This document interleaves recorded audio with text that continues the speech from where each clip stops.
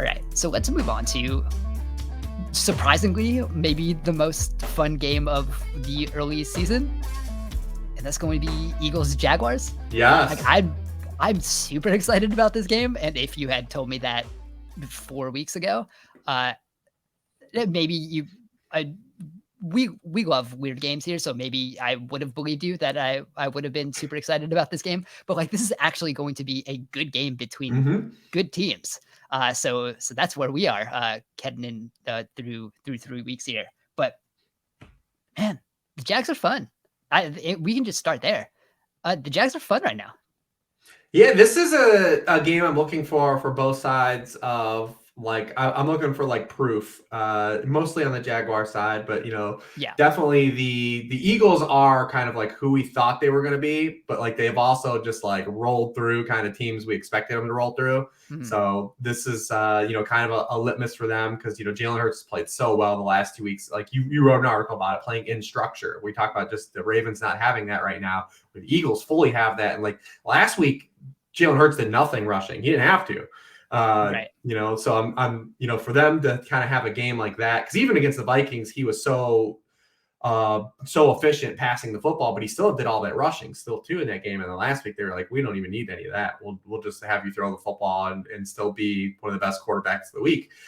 But I'm curious to see now, like, what if the Jaguars defense is real, because they've played well the last 2 weeks, but it's like, all right, well, they played Carson Wentz week 1, then you play Matt Ryan without, Michael Pittman and missing some pieces. And then last week, Justin Herbert's playing without Keenan Allen with injured ribs. They lose 2 linemen, but they've also they haven't just played those teams. Like they squashed them though. That's like what you want a defense to do, right? Like is Right. to just make it so you don't get anything. And they did that in those games. So I'm curious to see like if that aspect is real, like the Jags have like found something together defensively.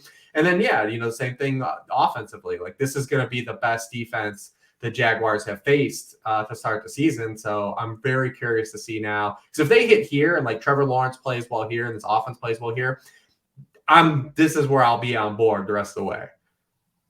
Yeah, it's kind of one of those. Are the Jaguars going to be a good AFC South team, or are they going to be a good AFC team? And I think that this might be the kind of measuring stick that we see a little bit. And I think you look at it. I'm really interested to see because I've read about the past 2 weeks in First and 10 of how the Jaguars are really working with this offense, and they're another team like the Eagles. They figured out a lot more in structure, right? Trevor Lawrence getting the ball out in 2.42 seconds on average. That's the 6th lowest among quarterbacks this year. 56.5% of his dropbacks within 2.5 seconds. That's the 4th lowest. So they're getting the ball out really quickly. That's a low A dot, but they're figuring out it's some of the RPO stuff, but it's getting some of these guys in space. Still, like 50% of those throws within 2.5 seconds are going outside the numbers. So they're still getting those wide receivers involved. It's not like it's condensed into the middle of the field. So they're still figuring out a lot of that. But so that's eliminating a lot of pressure, and we kind of talked about it with like the Ben Roethlisbergers of the world. When you're getting the ball out that quickly, you're pretty much eliminating the idea of pressure because you just can't get home that quickly if you're a defense.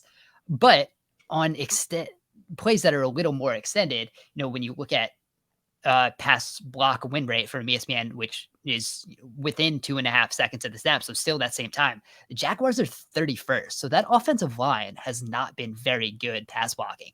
And now you're going to go against this Eagles pass rush that has been really good, that just sacked Carson Wentz 9 times. So I'm interested to see how that holds up a little bit, because the Jaguars have been kind of scheming their way around that offensive line in pass blocking. I think Trevor Lawrence has been so good.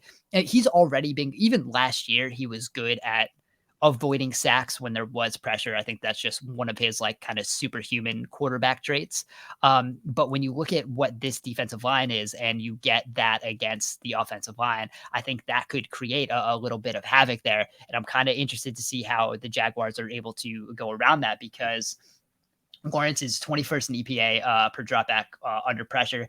And we talked about how he's kind of has that low ADOT, but when he's under pressure, he's throwing the ball, 10.5 yards down the field, but only averaging 4 yards per attempt. So it's kind of a lot of, heaving and praying when he's under pressure at this point. So I'm wondering, how much that type of structure is going to play out when the Eagles are probably going to be able to get a little bit more pressure than the Jaguars have seen so far. And that's what we saw in week 1 when Lawrence, I thought, left a lot of plays on the field. And then, just they weren't tasked with that the last 2 weeks. So, yeah, that's one of the things I'm definitely watching. They said this is a big proof game for the Jaguars, too. He also, I wrote about a little bit this week that, he ran into 2 defenses that just like our primary cover 3 defenses. In cover 3, like teams aren't running a lot more of it this year because, like you said, a lot of teams are going to the two high safety stuff, and they're running a lot more cover 4, a lot more cover 6 this year. A lot of quarters defense you're starting to see in the NFL early in the season, not just cover 2. And the Jaguars haven't really faced a lot of that, and that's kind of what Jonathan Gannon's doing. So that's Lawrence hasn't really been good in those situations either. So yeah, this is a big Jaguars game for me because I love what they did the last 2 weeks, but I also want a grain of salt both things that happened in both environments that they were in. So this is the one. You put this one on the books here, and you play competitively, and even if you don't win, but you're still effective and you're running your offense and structure, and you're still playing defense like you were the last 2 weeks, I'll be there for the Jaguars as potentially being a team that could win the division. I'm not quite there yet, like everyone else, but we'll see. Yeah, I mean, I don't think anyone else in the division really gives you any type of threat a little bit at this point, at least looking at what those teams are. So I think the other thing I'm interested in when the Jaguars are on offense is the run game, because man, that looks pretty good too. More so with James Robinson, who like is coming back and just one of the most explosive running backs in the league, coming off an Achilles tear, which is ridiculous. He had that. So they had that the 4th and 1. They had the 50-yard touchdown. Last week was just like one of the most like perfectly blocked. Have Brandon Scherf coming from guard, pulling and just opening up like the biggest hole that possibly could. And the Jaguars have been running really well. And you look at what the Eagles defense has been doing. They've been tied for the best pass defense in the league per EPA per play, but they're 30th against the run. So they haven't quite figured that out yet. They're trying to figure out how many snaps Jordan Davis should play. And they've obviously been better when he's been on the field. And I think he's been playing, a little more as they've gone on. But if the Jaguars can kind of take advantage of a bad run defense that's going to be, playing back in coverage a little bit because of, how often like they're playing quarters a little bit. So you do have a lot of those corners that back a little bit. You can take advantage of some of that space. I think like that's where the Jaguars offensive line has been better. They've been a better run blocking offensive line than they have been pass blocking. So if they can take advantage of that a little bit, like I think that's the way they kind of, keep themselves potentially,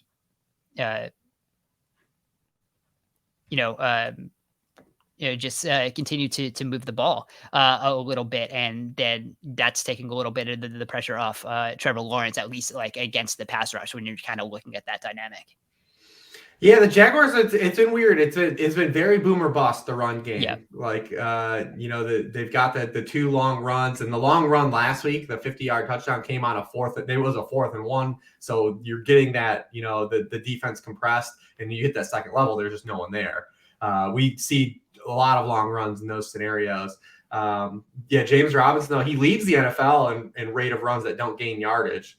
And then the Jaguars have just led. Like, it's funny to say, but like they haven't trailed at all the last 2 weeks. So yeah, they've just been able to kind of stick with like negative runs and then wait for those runs to pop because they haven't been pressed on the scoreboard. I still do believe in the Eagles front. I mean, so much of I think of what is cooked into what's happened to them was that week 1, giving up those chunk plays to DeAndre Swift in week 1.